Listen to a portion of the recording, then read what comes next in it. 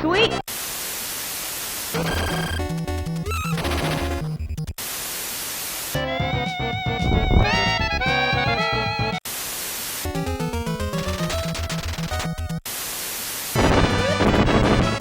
Cool!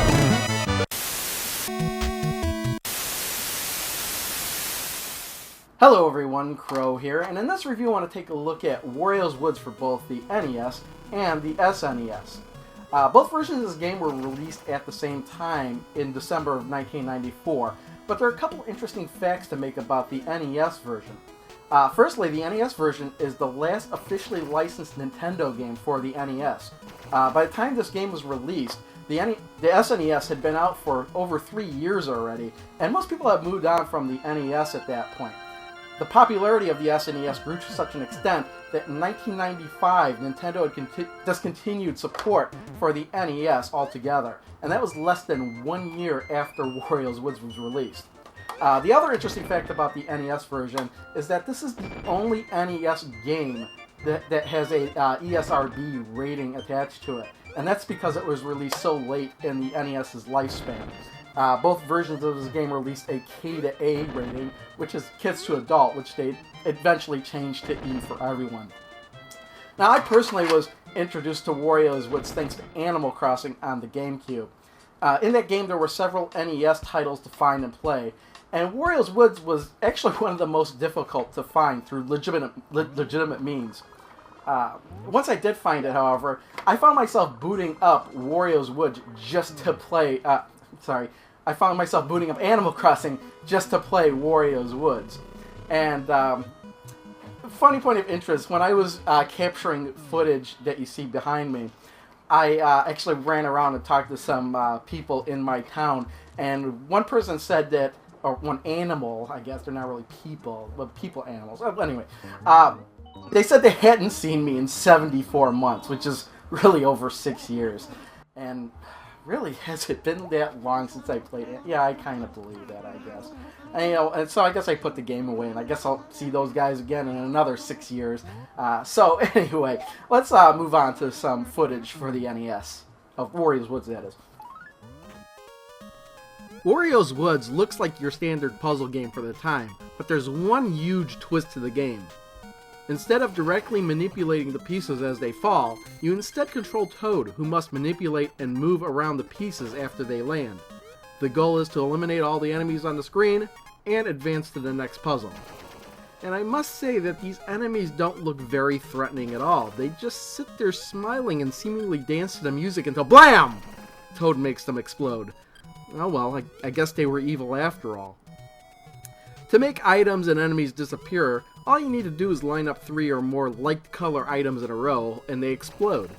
You can do this horizontally, vertically, and even diagonally. To move the pieces around, Toad has a few moves he can perform. He can run straight up the walls, pick up or put down one item, pick up or put down stacks of items, kick items, and instantly teleport to the top of stacks he happened to be underneath. This may seem like a lot of moves for the 2-button NES controller to handle, but it actually handles it quite nicely, and it's pretty easy to control once you get the hang of it. The only bad thing about the controls is that sometimes it's difficult to get your timing down for the moves, because Toad moves according to the game grid, only stopping or acting in certain spots according to the grid. The game itself is broken up between 2 phases. There's the Birdo phase, in which a fairy drops random bombs onto the playfield, and there's the Wario phase, in which a Pidgeot drops random enemies onto the playfield. Bombs continue to fall, and Wario occasionally slams a tree, causing the roof to lower. In each phase, there's a timer which shows how long that phase will last. By making bombs explode in more difficult ways, such as diagonals or combos, you'll make the Birdo phase last longer, or make the Wario phase end quicker. This will also raise the roof if it's been lowered on you. And that's where musicians get that slogan, "Let's raise the roof." It's from Wario's Woods. Actually, no, that's a lie. I don't know what the hell I'm talking about. Yeah, sorry about that. But that's pretty much the game in a nutshell, though I did leave out a few other game elements, such as enemies and some puzzles that can only be eliminated in certain ways, diamonds that can appear that will automatically get rid of all the same colored enemies when activated, or collecting coins for continues, but I won't go into any more gameplay detail other than that. The game itself has a few options to select from when you start it up. There's the lesson mode, which is a pretty in-depth tutorial on how to play the game, versus mode, which is your typical two-player version of the game, and then there's time race, which is a race to see how fast you can finish a group of levels. But the main game mode has to be what's listed as the round game. The round game is divided up between game type A and B. Game type A is 99 levels that progressively get harder as you go along, and game type B is pretty much the same thing, except every level that ends in a 9 is actually a boss stage that adds a little bit of a challenge to the game. It's also worth mentioning that the game does contain a backup battery, so if you want to turn off the game, it'll let you restart from any 5th level, and it'll also save your timed race scores.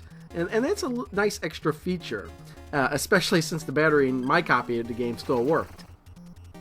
The SNES version of the game is pretty much identical to the NES version, but there are some differences. Obviously, the graphics, music, and sound are improved upon, and there's even a little bit of speech thrown in when Toad completes a level. Sweet! Also, backgrounds will change as you progress through the game, so you're not stuck with the same static image in all levels like the NES version. Controls on the SNES are a bit simplified due to the extra controller buttons. Kick is now its own dedicated button, whereas on the NES version it was a combination of pressing down and another button, but nothing else really has changed here.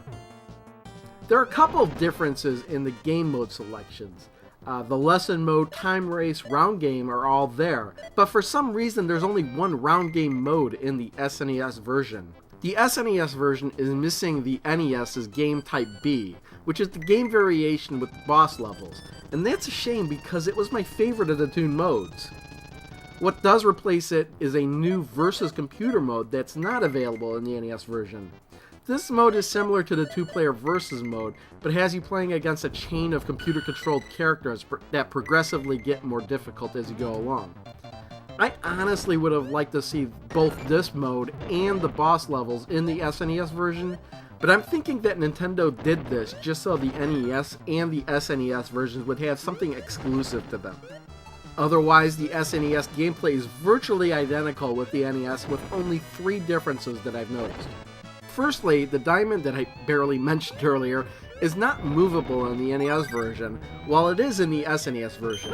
This makes it a bit easier to eliminate all the same colored enemies in the SNES version.